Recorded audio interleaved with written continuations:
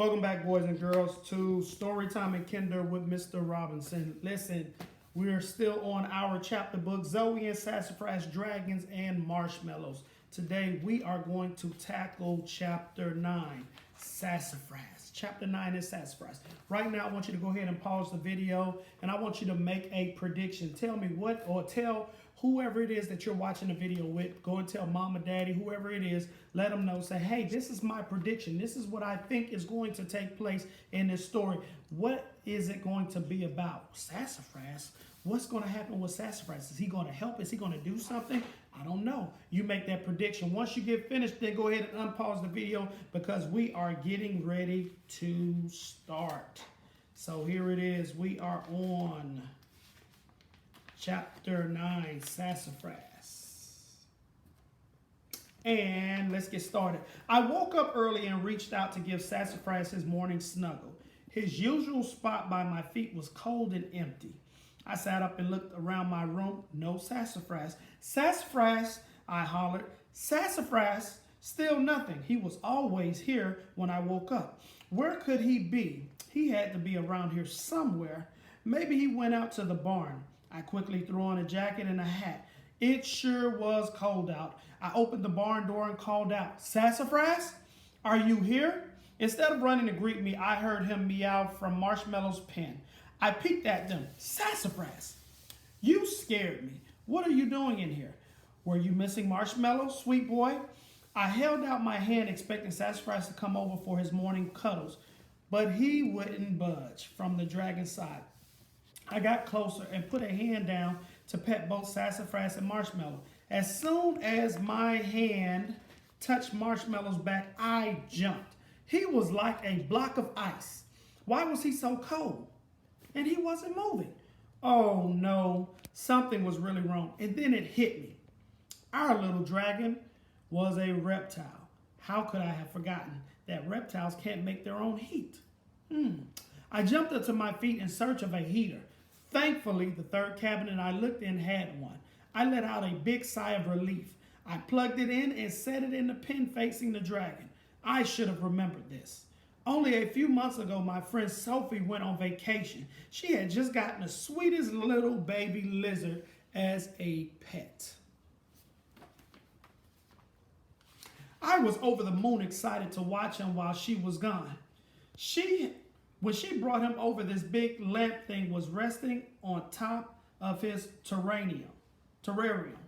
Sophie told me it was his heat lamp, and she made me pinky promise to be really careful about always leaving it on.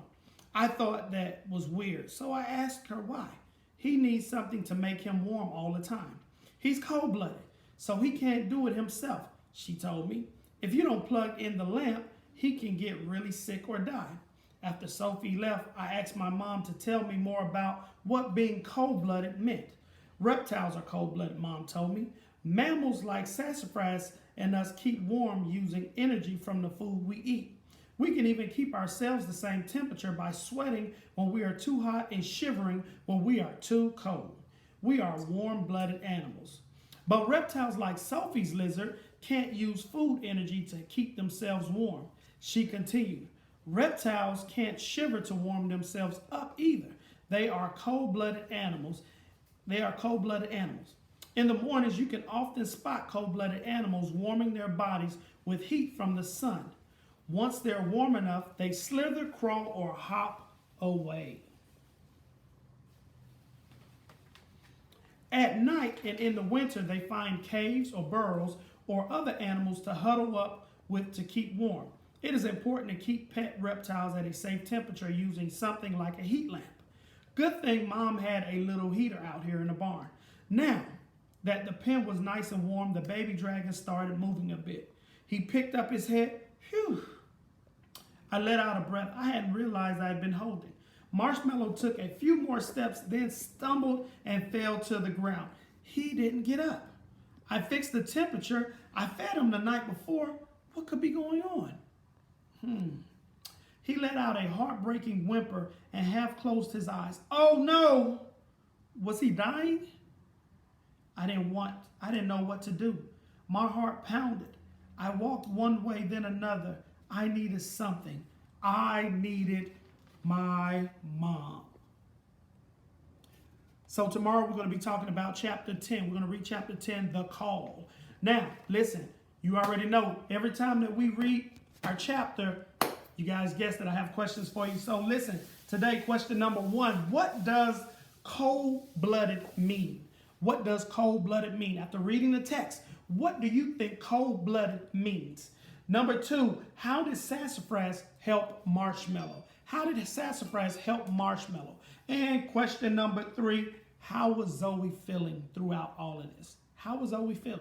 So I want you guys to answer those questions. Now listen, when we're answering questions, you guys already know we write in a complete sentence. So I do not want a one-word answer. Okay? I want it in a complete sentence. All right? See you guys tomorrow.